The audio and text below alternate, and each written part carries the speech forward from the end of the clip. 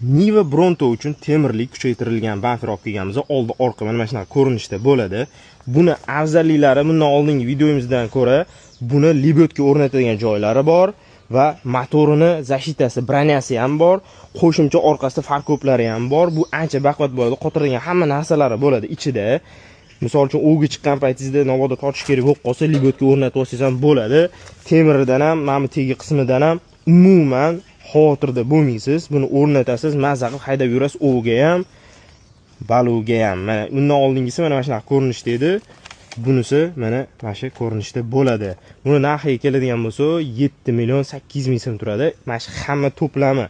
Bu imенно Texnosfera zavodiniki bo'ladi. Bu kichkina sex emas, bu katta zavod.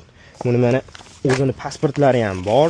O'rnatish uchun hop qo'llanmalari, hamma narsasi ichida mavjud bo'ladi. Kimga shunaqa bamperlar kerak bo'lsa, bizga murojaat qilishingiz mumkin. To'plamimizning narxi 7 million 800 ming so'm. Ichida hamma narsasi bo'ladi.